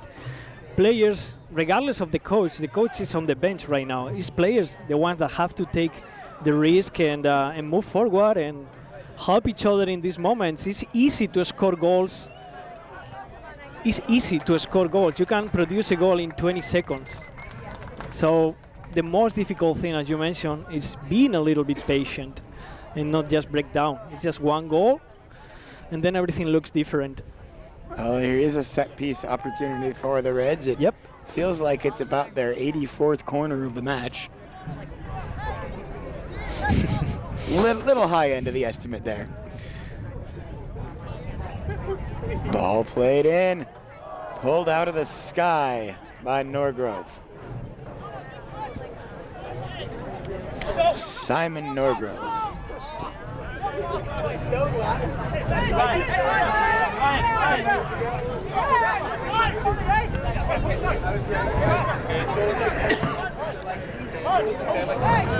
And foul goes against Prescott there. Yeah, I think that the Reds are not being aggressive enough. Like right here, after the corner kick, kind of everyone went too deep. I don't think it's completely necessarily right now to go so deep, because number 11 is not like Ofosu. He is not a Thunder. And at the same time, and on the other hand, you are 1-0 down. So you have to be a little bit more aggressive, and so you don't have to cover so much space, and you can pressure. You can put pressure on the ball. So let's see if everyone as a unit go higher and be more aggressive. That's what the game is demanding right now for the Reds. Reyes starts it the other way, now poked forward by Macchione. Slid in, and corner coming for Lane Another United. one, okay. It's about to come the time in which everyone is going to the box. Simo is about halfway to midfield right now. Simo is awaiting.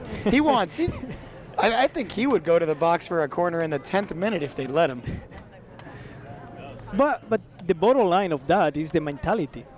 It's just that's something that everyone watches. Corner in, bouncing around, hit on a volley. Scouts, coaches from other teams, that's something that you saw in every moment of the game, and the other players and the other coaches know that Simo Miralles is a winner regardless. So that's what other teammates have to do right now.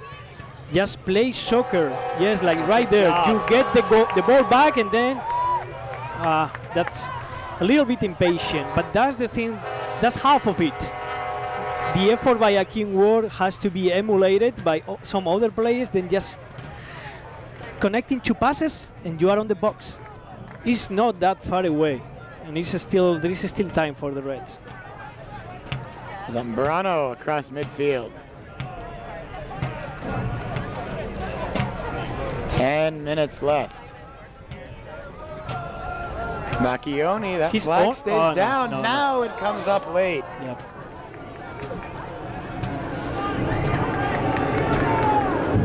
Just offside.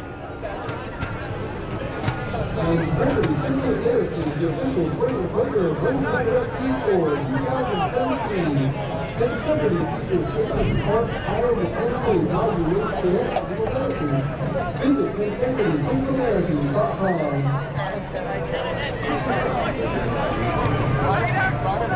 Headed down towards Zambrano again, and now Akeem Ward, 82nd minute. Reds have looked like the more likely side to score most of the night, but Victoria found the back of the net on a free kick just a couple of moments ago to take the 1-0 lead.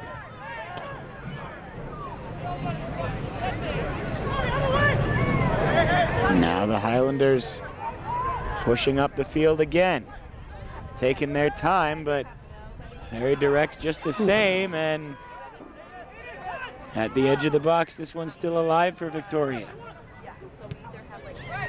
Played in, and it's still the Highlanders' ball, 83rd minute.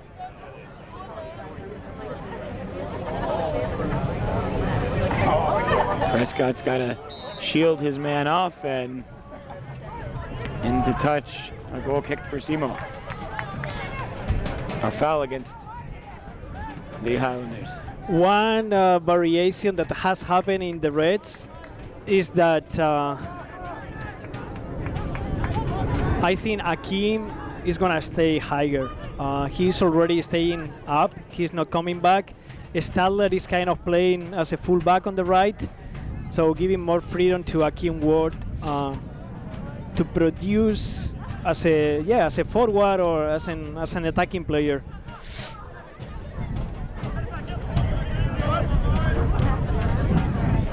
Reedstrand's long ball just off the mark.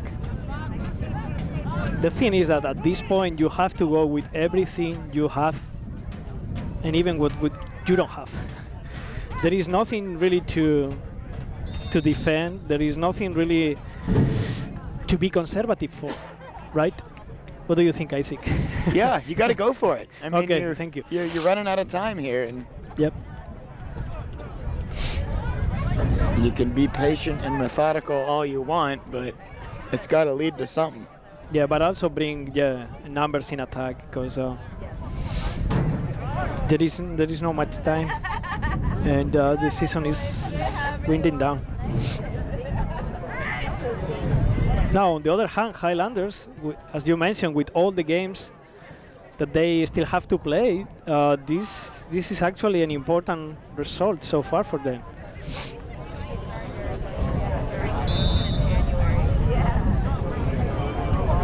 Collision in the middle of the park there will go Victoria's way, and yeah, they're a team that's the last month of the season have 4 games in hand on one team and 3 games in hand on the rest of the league. So while they are basement dwellers heading into the day, a 3-point bump is going to be a big one for Victoria should they hold on. Yeah. But also mentally, it's really a boost of energy for them. Playing here again on Saturday, and then, as you mentioned, on Sunday. This will be a good result. While intercepted, they were looking for Llamas, 85th minute.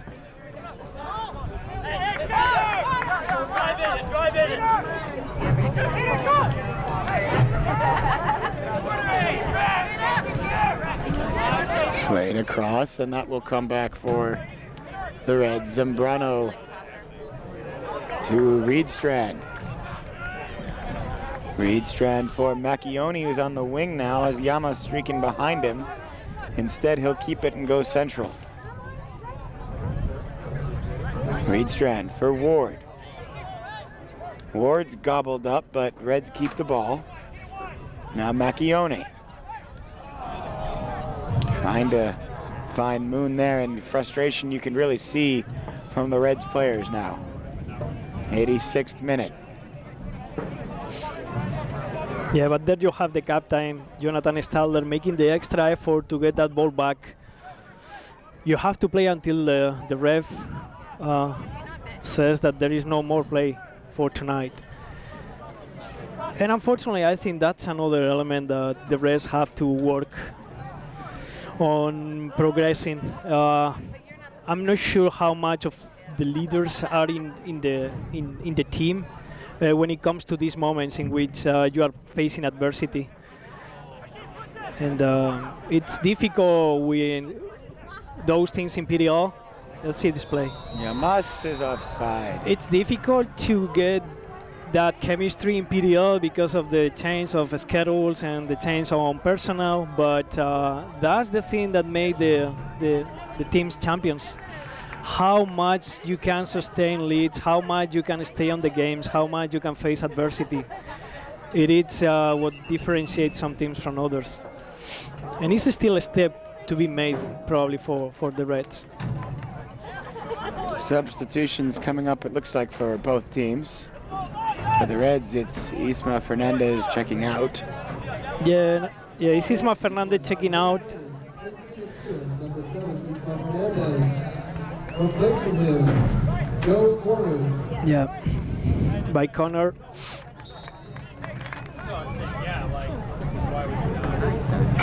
Highlanders is not making any sub. Gato was coming just to get some water and to talk with the coach.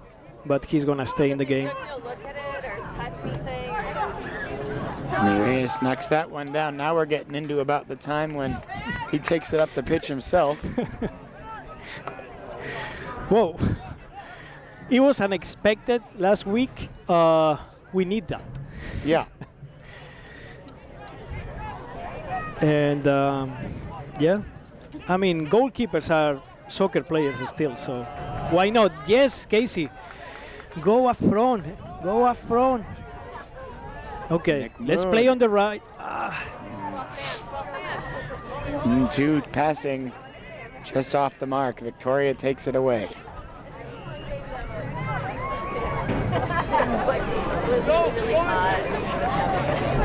Looking real difficult for the Reds at this juncture. Yeah. Highlanders trying to cool down the game. Good recovery by Jonathan Staller, playing until the last minute. I love it. Let's see. It's good. Overlap by Llamas. Corner. Yes. But Forward, Llamas is tired. Llamas is tired. Llamas is tired.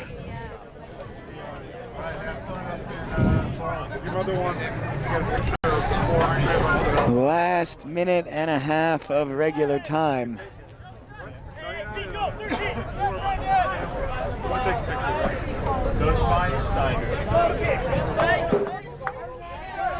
And it's Victoria trying to hold on. Almost nifty move. Corner, couldn't get it to Zambrano, and now Victoria with the chance. They go wide, create some space. Ooh. Into the box, still some space, and Mireles good save. Miralles Last minute. keeping the Reds in this game. Llamas. Some momentum from that play. Let's see. Poked forward, corner. It's Moon trying to get there, can't.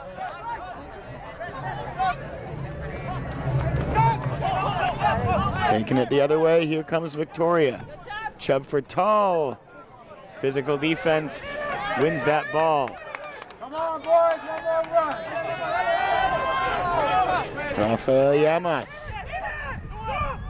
All right. Just 5 seconds and then stoppage time, so it's got to be desperate hours for the Reds. Here's corner. Forward for Nick Moon. Moon, edge of the box, along the pitch. Stadler pressing all the way forward. Now Chubb for tall. Headed by Llamas, but wide.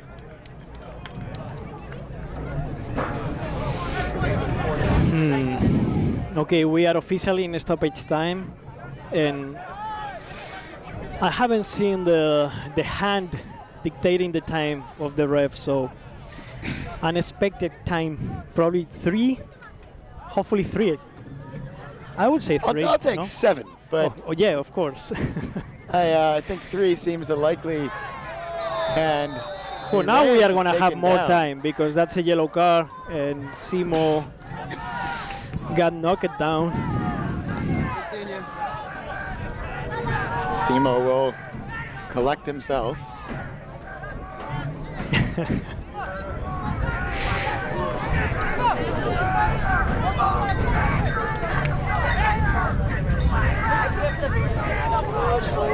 Well,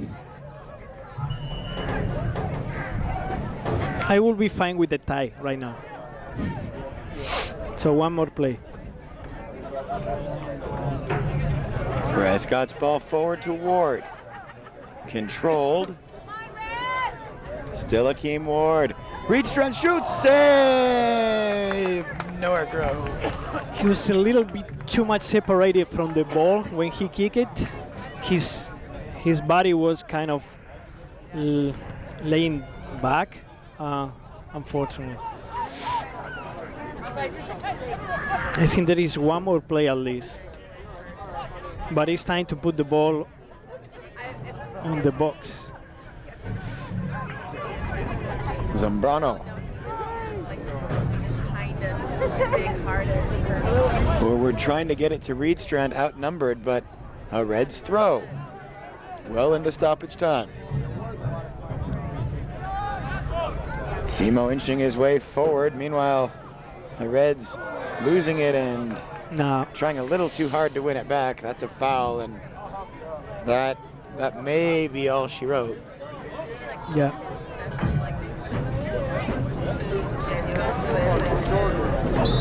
Sure, Victoria will take their time, and that's just gonna do it.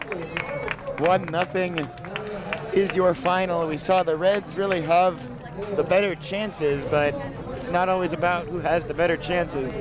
Victoria able to convert on the free kick from just outside the box. They go up 1-0.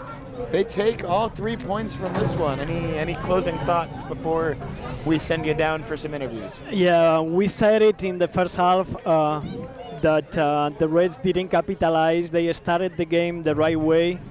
They created enough chances, but they didn't put the ball in the net, and then they just kept kind of into the game of Highlanders. It was very lackadaisical, it was casual, and they were stretched out the whole game and not able to come back to their game plan. And it was very unfortunate the way it ended.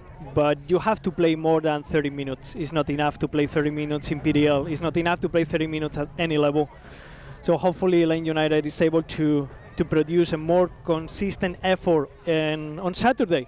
And it's on them. Well, we will see you then, but hold on for now because we're going to send Iñaki down to the field, and he will be right back with some post-game interviews.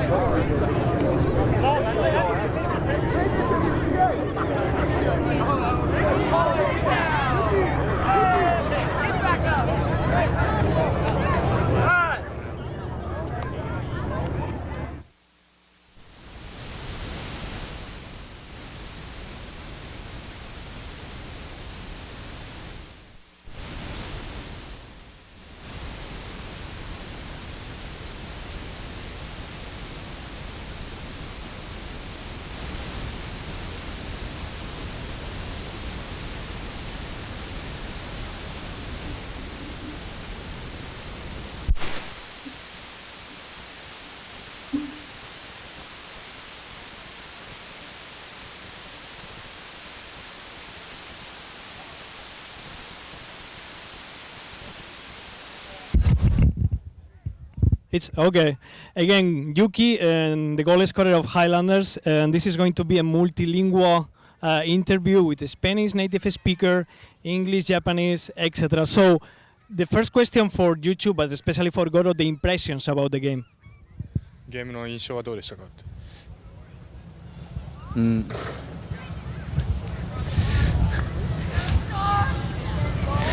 もう90分間常になんか心はポジティブに戦えたから最後に無失点で切り抜けられたとチームで思います。We could stay positive during the game. That's why we won. Okay. One more specific question for him. I know he has played for Highlanders during the season as a left fullback, and now in the last games he has played a more attacking role. How are you feeling in a more attacking role so far? ディフェンスしてたけど攻撃やってみてどうですか？サイドバックの時にどうやったらチームがもっと助かるかなって思って考えてやってたから、それ前に入った時もそのままどうやったらチームが助かるかなって思ってプレーしてます。He was thinking about how we can win when he was playing the left back. Then now he's playing attacking. He play how he think about we can win. You know what I mean? Yeah. Yeah.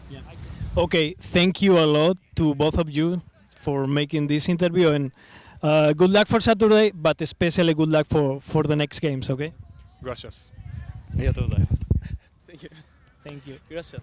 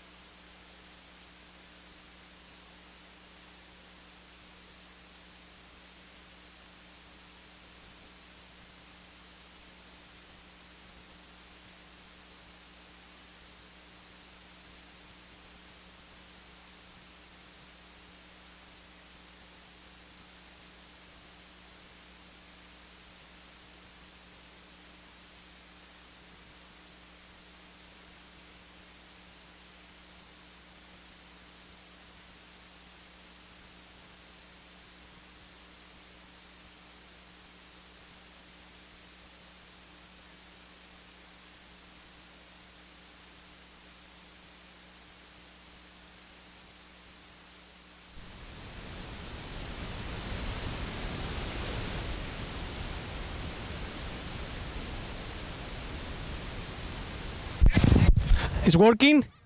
Okay. Hi, Jonathan. So first, your impressions about this game, please. I think we came off really strong, and I think our play was pretty obvious. I mean, first 2 minutes we had maybe 3 clear-cut opportunities. Their team did a really great job defending, especially their goalkeeper. I mean, we made them work extremely hard. We made them put their bodies on the line. We made them make tons of saves throughout the game. So in terms of our play, I think we did really well in comparison to past games. We took shots, we created goal-scoring opportunities first half, and then we came out strong in the second half as well. I mean, we did our job. I just think they had a lot of good defense. They had a lot of good saves from their goalkeeper, and we couldn't get that one to slip in. So. Yeah. It's probably one of those moments in which soccer is not rewarding your team a lot. And the good thing of this is that on Saturday you have another game. It's the same opponent. What is the thing that you have to do from right now? Maybe just trying to do a reset, trying to change the mindset, trying to refresh? What do you think you will have to do from now on? I think the biggest thing for us is to make sure we come out on Saturday ready to compete. It can't be a mentality where we lost and it's another 3 points lost in our season. But that's not the thing that we need to be thinking about. We need to be thinking about how are we going to get the result? What do we need to do? What can we do better to maybe create that goal scoring opportunity? We had them, we just didn't put them away. So what are the things that maybe we can fix into yesterday when we come out here and train? And then, what more can we do to keep our mindset right? I think the mentality coming into Saturday is going to be our biggest factor. That's going to be our biggest. Sure. Thanks, buddy. It was a good game. Say it. Good game. Yes, it was a good game. I agree with him.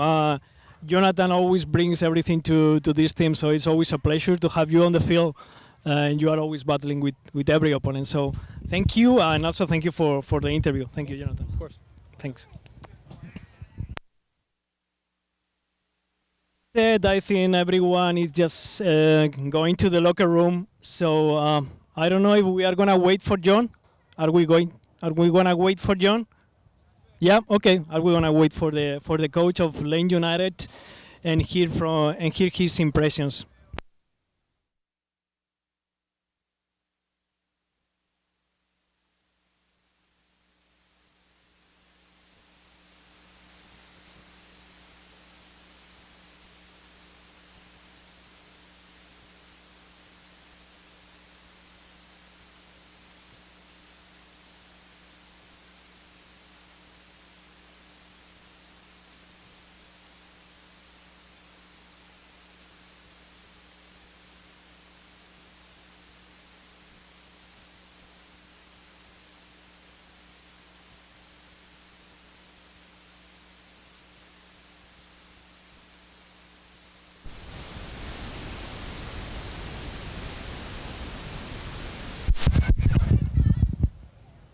Kelly, how are you? Hola, John. How are you? I'm fine. The impressions about this game? Soccer's a cruel game. We probably 70-30 possession. Everything we saw on video, we saw tonight. We were prepared, we scouted. We had everything except a goal. So, disappointing. I'm sad for the boys because they put in an honest performance tonight. Mm-hmm. And it's clear that it's a moment in which the goals don't come, and so the results don't come. So what can be done from now to Saturday in order for being maybe a little bit better prepared? I don't know. What can be done or what should be done now? It wasn't a lack of preparation, it was a lack of quality in front of goal. I mean, we probably created the most chances we've had in a single game, maybe except for Sounders 4-1. But, we're missing Jordan, we're missing Bender, we're missing Jaime, we're missing Mora with injury. Legros couldn't play tonight. But regardless, the team that was out there, I thought dominated in most phases of the game. And we talked at halftime about not conceding set pieces. That was the only way Victoria was going to get a sniff in this game. And a rash tackle in a dangerous spot, and it punished us. And that's part of this development process with these young players, that they have to learn that at any level, when you make those kind of mistakes, you get punished. Mm-hmm. So, I'm proud of the effort. I'm proud of the response from the last game. I thought, again, we broke them down. We got in. We had 8 quality chances in the second half, and nothing to show for it. And that's football sometimes. Yeah. And that's why Suarez and Neymar and Messi get paid millions and millions of dollars, right? Yeah. Okay, still 3 more games at home, right? So still a lot to be played for, right? I mean, points-wise, it could be our best season in history, points-wise. And the boys, they want that. They want to finish, with wins. And tonight was indicative of that mentality. They came out first minute and a half, and we're on top of them. So I don't question their will, their fight, their energy, their passion for this club. We just lacked a little bit of quality, and hopefully we can get that same mentality and energy back Saturday and get 3 points, and then carry that forward to a really difficult game with Calgary. Mm-hmm. Okay, thank you, John. Hopefully it happens. Thank you. It happens. And with that said, with the words of Lane United coach John Gallas, now I head the final word to Isaac, and thank you everyone for watching and listening. Gracias, Iñaki. We are back up here, and what can you say that hasn't been said by John Gallus down there? The Reds really dominated the vast majority of this game tonight. Multiple solid chances, especially very early. Just could not put the ball in the back of the net, and that was enough for 0-0 draw most of the night. One bad tackle, one dangerous set piece, and that was all Shogoto needed for his fourth of the season for the fullback turned attacker, and that gives 3 points to Victoria. For Iñaki, this is Isaac Rosenthal and everyone else. Thank you so much for watching, and we will see you next time.